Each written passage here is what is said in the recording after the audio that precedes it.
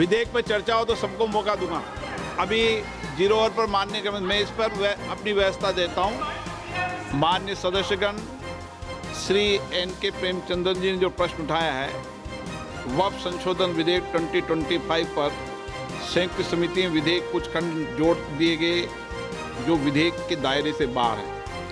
इस विषय पर मैं माननीय सदस्यों का ध्यान पोल और शब्दों द्वारा रचित संसदीय पद्धति और प्रक्रिया की ओर आकर्षित करना चाहता हूं कि संयुक्त समिति की किसी भी विधेयक में संशोधन करने की शक्तियां बड़ी व्यापक और विस्तृत है। समिति किसी भी विधेयक में पूर्ण रूप से संशोधन कर सकती है या उसको पूर्णतः नया प्रारूप तैयार कर सकती है तथा विधेयक के सिद्धांत में परिवर्तन किए बिना उसका पूरा नाम और संक्षिप्त नाम भी बदल सकती है। इस प्रकार समिति किसी विधेयक में नए उपबंध सम्मिलित कर सकती है तथा विधेयक की व्याप्ति की समिति कर सकती है। विगत में कई संयुक्त समितियों ने विधेयकों में ऐसे संशोधन किए हैं। श्री किरण रिजिजू जी।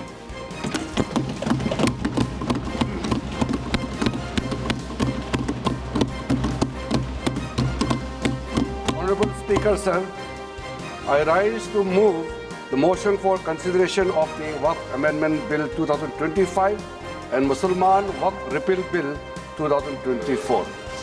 अध्यक्ष महोदय जी, आपने जो रूलिंग दिया है JPC के बारे में जिक्र किया है, उसी के साथ साथ जुड़ते हुए अध्यक्ष महोदय जी 1995 में ट्राइब्यूनल का पहला व्यवस्था किया गया है ताकि वक्फ बोर्ड का कोई भी निर्णय किसी को अगर पसंद नहीं है या उसको चैलेंज करना चाहता है तो वक्फ ट्राइब्यूनल वहां जा सकते हैं।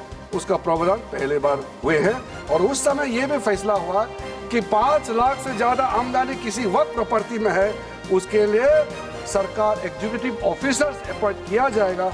ये भी 1995 में शुरुआत की है। अध्यक्ष महोदय जी, ये आज एक ट्रिगर पॉइंट क्यों हुआ है? ये अमेंडमेंट बिल लाने का आवश्यकता सबसे ज्यादा शुरुआत कहां से हुई?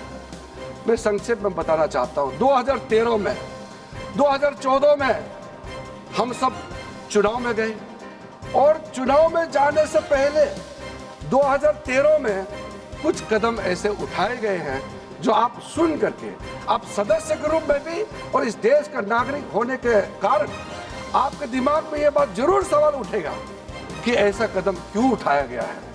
सर, 2013 में पहला यह बदलाव हुआ कि इस देश में कोई भी आदमी, कोई भी इंसान, चाहे वो हिंदू हो, मुसलमान हो, सिख हो, ईसाई हो, पारसी हो, बौद्ध हो, जैन हो, वक्फ क्रिएट कर सकता है। सबको मालूम है वक्फ एक मुसलमान का अल्लाह के प्रति अपना एक उसका एक पायस चैरिटेबल रिलीजियस पर्पस के लिए वक्फ क्रिएट किया जाता है, लेकिन उसमें डाइल्यूशन करके 2013 में कोई भी वक्फ क्रिएट कर सकता है। ये प्रावधान सबसे पहले उस समय की यूपीए सरकार ने किया है। दूसरा, आपने सारा वक्फ को स्पेसिफिक कर दिया कि शिया बोर्ड में शिया ही रहेंगे, सुन्नी बोर्ड में सिर्फ सुन्नी ही रहेंगे और कोई भी बोर्ड हो सिर्फ उनके लोग ही रहेंगे, बाकी कोई उसमें आ नहीं सकता है। ऐसा आपने प्रावधान किया।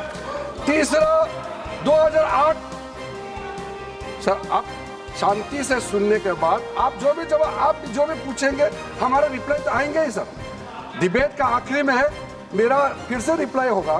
तो अभी मैं जब शुरुआत में कुछ दृष्टिकोण रख रहा हूँ, इसमें कोई हस्तक्षेप ना करे, ध्यान से सुनिए ताकि हमारा डिबेट का स्तर भी ऊंचा रहे और तर्क भी सामने में आ जाए। सर, एक प्रावधान आया सेक्शन 108। उस सेक्शन 108 में ये लिखा गया है कि वक्फ बोर्ड का जो प्रावधान है इस देश में कोई भी मौजूदा कानून के ऊपर में रहेगा, ओवरराइडिंग इफेक्ट रहेगा। ऐसा हमने कानून बनाया है। इस देश में ऐसा कानून कैसे मंजूर कर सकते हैं अध्यक्ष महोदय जी?